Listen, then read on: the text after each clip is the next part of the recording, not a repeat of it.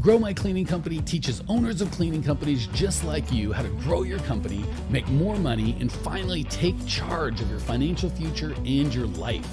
This podcast is about automating and creating systems that give you time and money freedom so you can grow like crazy without losing control. Since this is totally free, if you're getting tons of value, want to support us and make sure that you get more of the good stuff, subscribe, rate, and review to this podcast today. Now, on to the show. All right, Cleaning Nation, good to see you. We've got my friend, associate, comrade, I don't know what you want to call him, Jim, I guess would be a good start.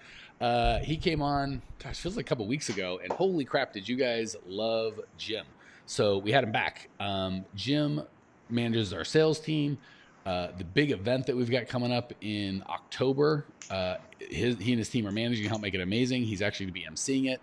Go to growmycleaningcompany.com/event for the details. If you hang around to the end, we're going to tell you how to get on his event for either free or super discounted, but you have to stay to the end till that.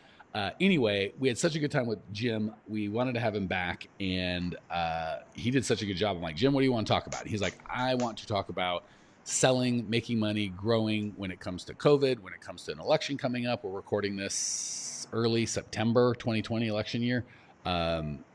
And you guys may not have known this, but apparently there's some sort of debacle as to some people don't like our current president and have strong feelings about it. And some people love our current president and have feelings about that. You guys probably haven't heard, but we'll try and keep you up on current events. So all that said, Jim, I would love to hear just top line thoughts on how do we grow our cleaning company, even if COVID hits, our mother-in-law doesn't like us, we hate the president, we love the president, our guy's in, our guy's out.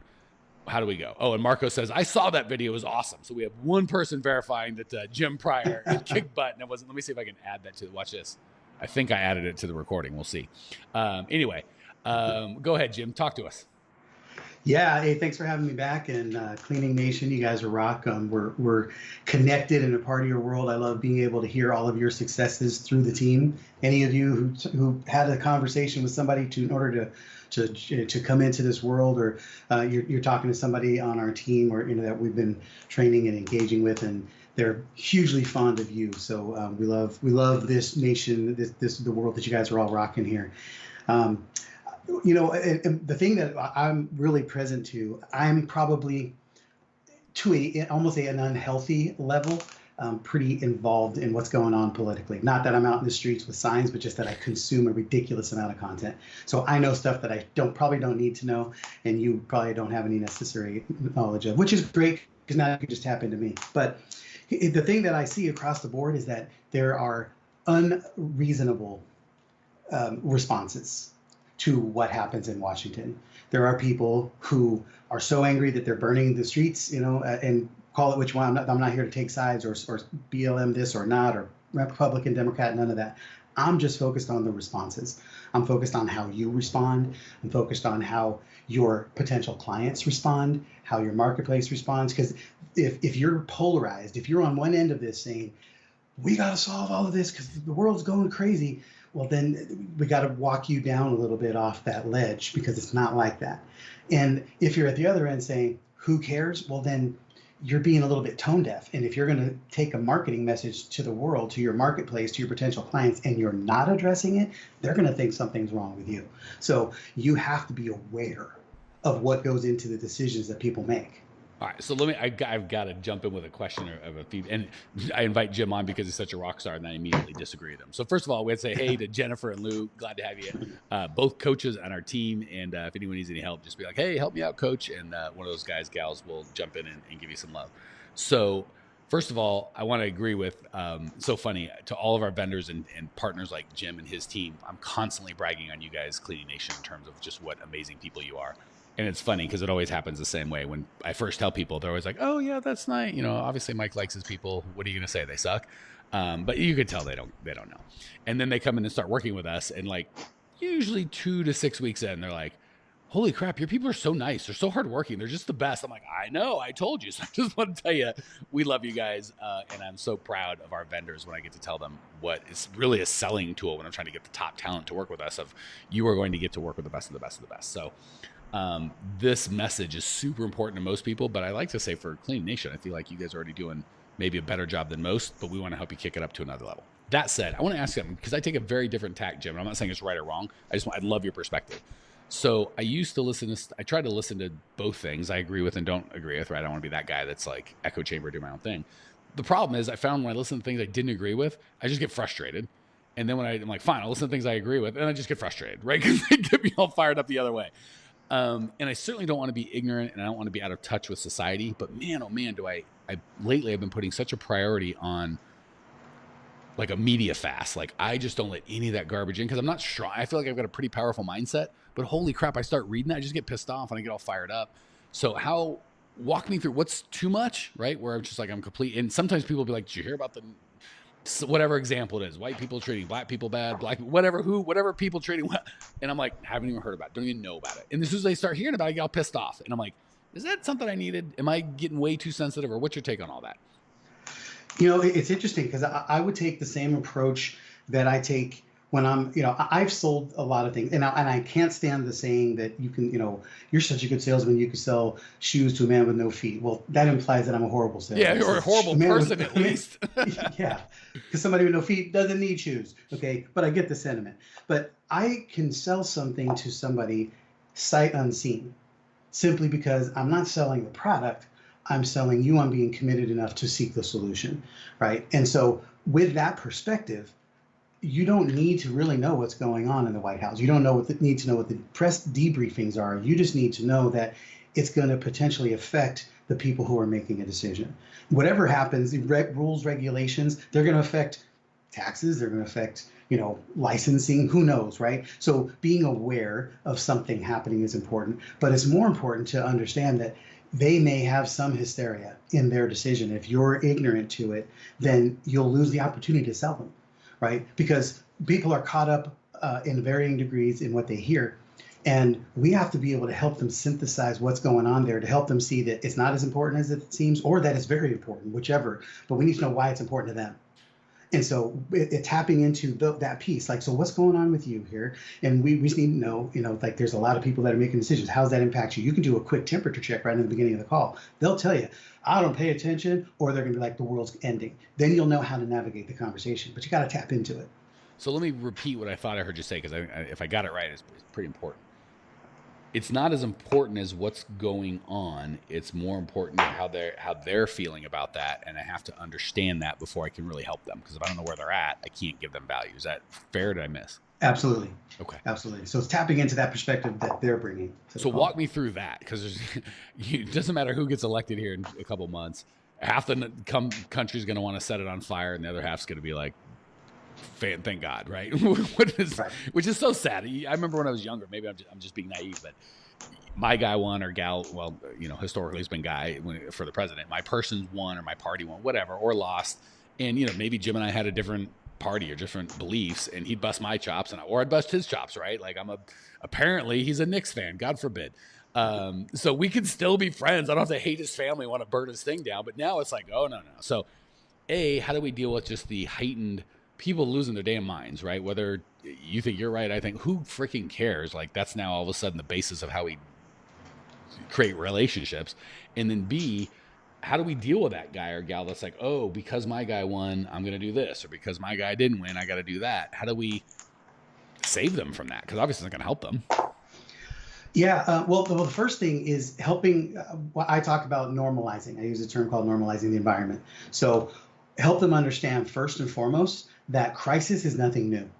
You have all been dealing with crisis since you were born, right? And they're come in variety sizes. Maybe your teenage daughter got pregnant. Guess what? Crisis, right? Maybe your mother-in-law got hit by a drunk driver. Crisis. Well, it depends on how you feel about the mother-in-law. No, just kidding. Terrible joke. But maybe you lost a job that you weren't planning on losing. Crisis, right? So crisis is defined by you, but the point is you have to then determine, how do I navigate life even though crisis exists? And so once you can help people understand that, guess what? You're in a crisis, and you've always been, and you've always come through them okay. Now they get the awareness and the understanding that, guess what? we're all going to come through this, and then some people are going to be on the high side of the wave, and other people are going to get decimated by the wave, but that it's a choice, right? So you get them into this place of, okay, I have to learn to make decisions even though there's stuff going on because my family depends on it. My clients need me. The community needs me, whatever. It's like you have to really get present to the fact that what you do matters. And that if you don't do it because you're hiding and scared, or you don't want to spend money and invest and hire a client, or hire a service because you're worried about what's going to happen in Washington, say, look, I got news for you. Whoever's going to be, doesn't matter who wins in Washington. It's important that you win, and the only way you win is by taking control of your situation. Yeah, and guys, gals out there listening, that's our right or dinner. There is, if we, I don't care where you stand on a political spectrum, if your guy or gal for governor, whatever, senator, president gets elected or doesn't, if that is what you are depending on, and again, I'll give you my political stance. You get a good human being and put a title of senator or president on him, he all of a sudden becomes completely incompetent and able to make anything positive happen. Just it's just government, right? There, I hate to say it, I feel like most of them are in it for themselves, not for you. So if that is, have you been to the DMV, right? If you're depending on a government agency to make you happy, you are, pick a guy, pick a gal, doesn't matter. Swing a dead cat, whoever you hit, put that guy in office. He's not going to change your life. At some point, we've got to get to the, instead of because of this, therefore that, because this guy won or that guy lost, therefore my life will be good or my life will be bad. Honestly, if that's you, I think it's time to step down from business. It might be time to get a job. I feel that strongly about it. However, if you're like, well, because this guy won, I'm going to change my tact, or lost, I'm going to change my tact, and I'm going to be successful by that. We got to change it from because this happened, now this is going to happen to me, to because this happened, here's how I'm going to go about getting my result. What are your thoughts, Jim?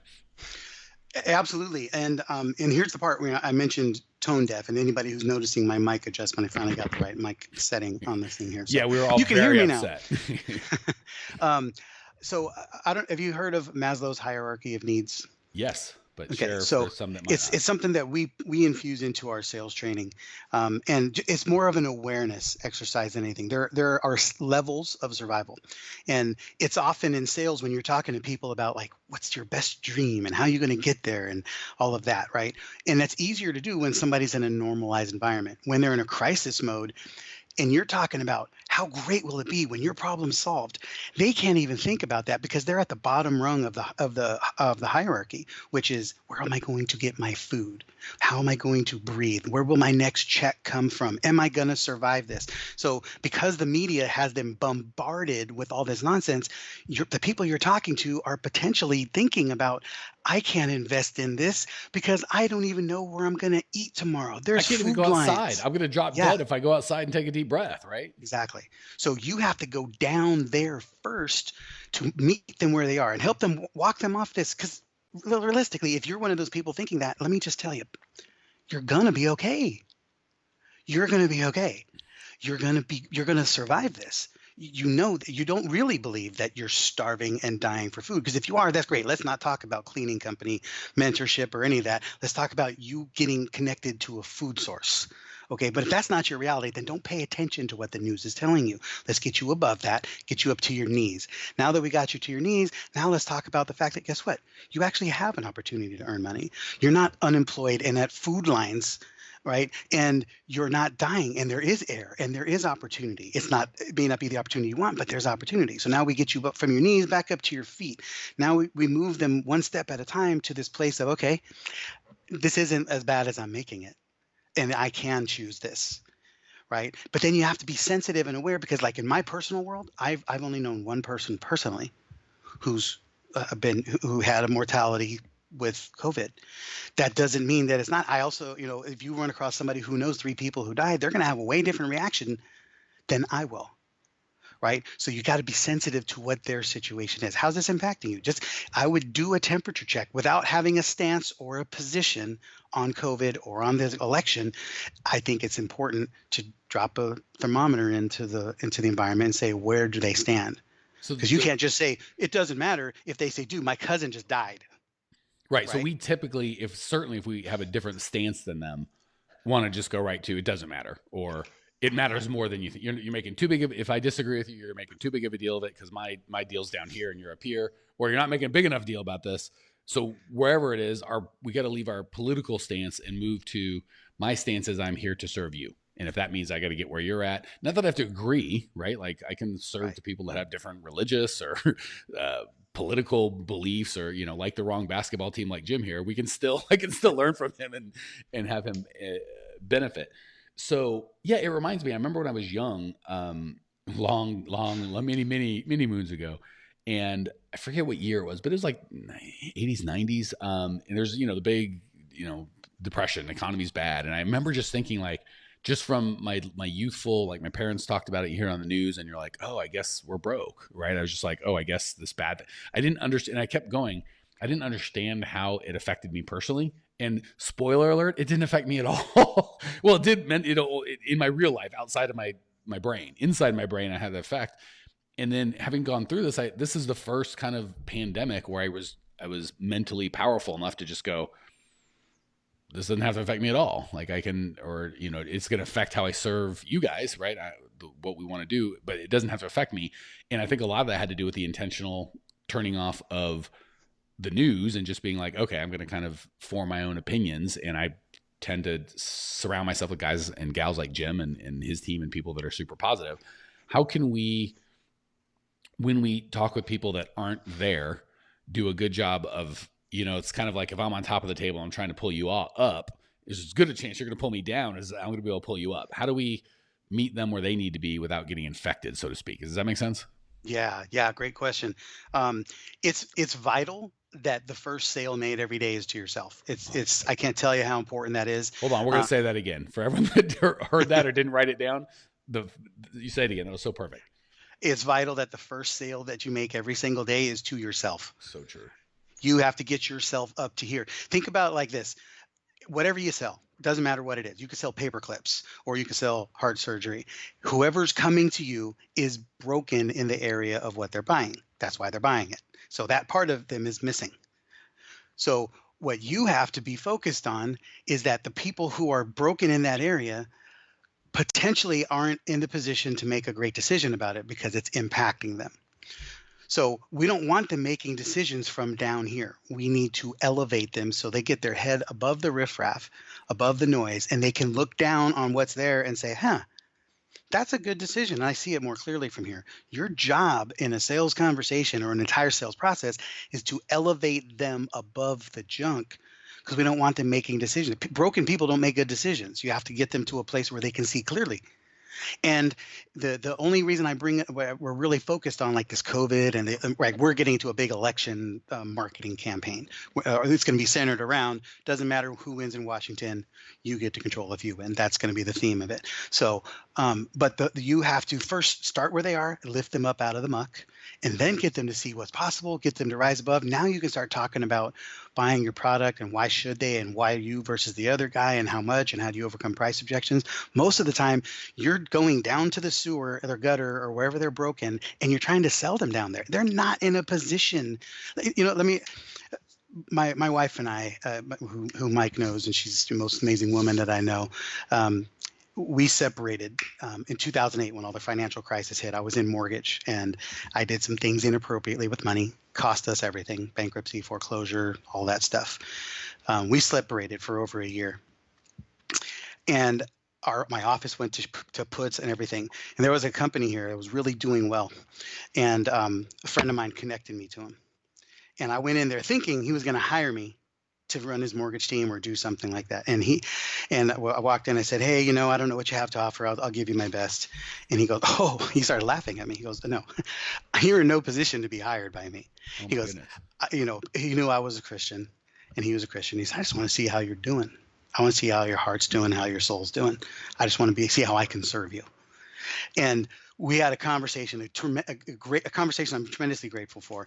And it elevated me to become something different. Then we started having a different relationship, and then it became a partnership and referring. But it took like 6 months to get there, right? The point was I was in no position to do anything effectively at that moment because I wasn't seeing the world through the right lens.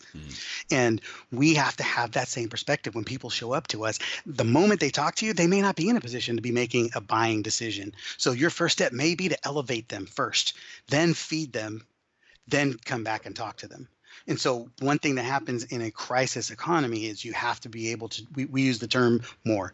You got to think about more touches, more messages, more clarity, more leadership, more truth, right? You do not have the luxury of messing around with trying to make them feel better.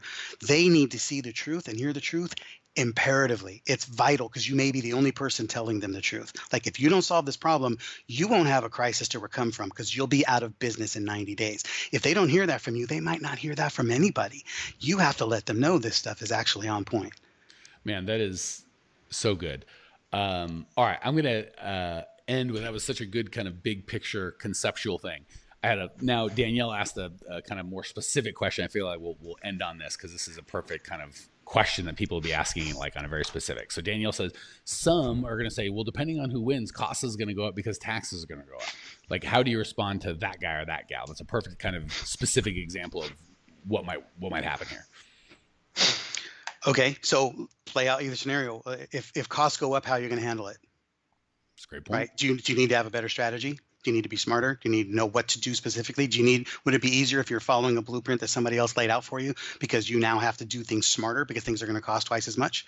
Or if you go the other direction and it becomes an opportunity because prices go down, don't you want to be able to capitalize on that opportunity?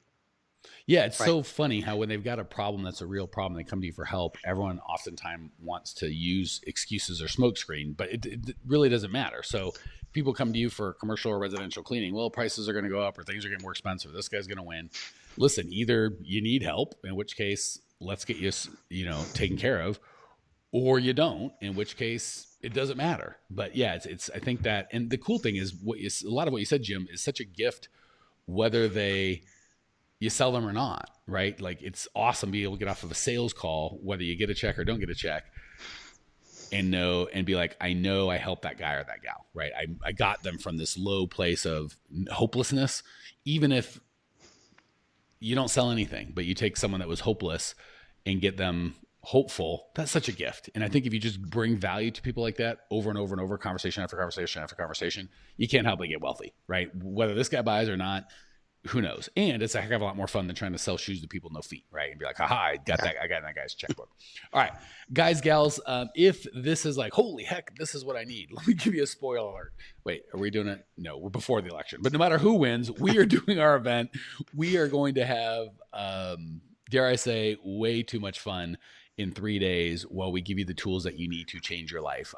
We have not done Marco says excuses are easy to make. Confronting the issues is what has to be done. I would love to sell Marco anything because that's the kind of thoughtfulness that we can help people with as opposed to closed-mindedness. That said, we are doing a 3-day event. You're very welcome, Danielle. We have never opened up everything. Usually if we're going to do the whole clean profit method or do the best we can in a couple days, it's been thousands of dollars. We'll only take 10 or 20 people.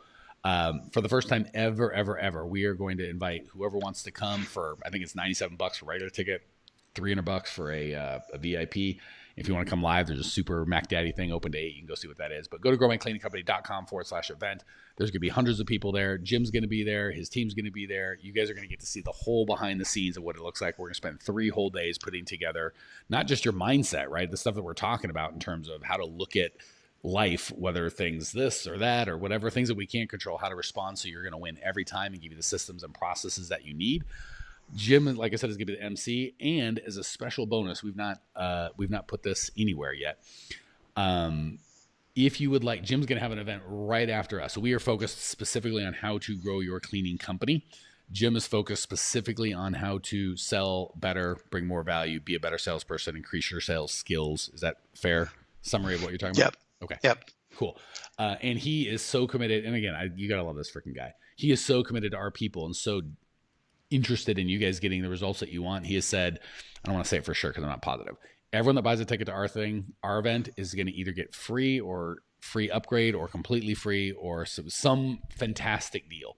So once you jump in our event, growmycleaningcompany.com/event, you can email support@growmycleaningcompany.com and just say, hey, I heard the broadcast. I signed up for your event. You said there's some sort of free or super amazing deal. Oh, you're getting lots of hearts, Jim. They're coming in hot and fast. I can't keep up. They're all over. Get signed up, guys. Get signed up. Yeah, just email support and say, hey, I email, I'm coming to this event. I want to go to Jim's. How do I do that? And they'll do that. Shelly says, where is this convention at? So, I am a big hugger, face to face, eyeball to eyeball, belly to belly type guy. We got 40 hearts, Jim, just on the, people love that they're going to be, 42. Sorry. 40. All right. Slow down. I can't hardly keep up. It's going up. We got lots. Now we're at 50. As much as I love that, due to the COVID, more than anything, I want everybody and anybody to be able to play. So we are intentionally having this virtually. I am going to be flying. Actually, Jim and I and Shay and Lindsay won't be there live, but she'll be there virtually. And Tracy's going to be live. We're going to be live together on stage, and we are going to make it. Man, the hearts are coming in. I can't keep up. We're at 70 now. Or 68. We are going to, it's going to be live. We're going to have a crap ton of fun. We're going to have the whole clean profit method. And we have so many people in Cleaning Nation that have wanted to join us, but I've got kids. Unfortunately, I'm still cleaning. That's why I need to be at the event. How do I do this? So this is going to be virtual. You can come from your computer. It is going to be so much fun. I'm dying to see you guys there. We've spent, I don't know, 50, 60 grand on this daggum thing already. Really just because we want to blow the socks off. So growmycleaningcompany.com/event to come to our deal. If you want to grow your cleaning company, if you want to get better and amazing at sales, email support at Grow My Cleaning Company afterwards, and you're going to get a free or discounted ticket to Jim's event. He's not invited me to MC his event. I think I'm going to be like a 90-minute deal, but nothing, he's probably got like a professional, good looking guy to MC his deal, but he's MCing mine because I have much lower standards than he does. So if you like Jim, if you like me, and you think you can tolerate us for 3 straight days, we got 114 hearts. So I figure we're going to about 100 people sign up on this broadcast. Clean Nation, we love you. Jim, I appreciate you contributing. We'll see you guys soon. Adios. Thanks for tuning in to today's show. If you're fired up, ready to grow, and want to see if you have what it takes to work with us at Grow My Cleaning Company, here's what I want you to do right now. Go to growmycleaningcompany.com/talk. That's growmycleaningcompany.com/talk to book an appointment to speak with me personally. I'm going to jump on the phone with you to get you crystal clear on where you are now, where you want to be, and how to get you there. Don't walk around in the dark any longer. If you are serious about growing your cleaning company, it's time to finally get the systems in place that you need to grow.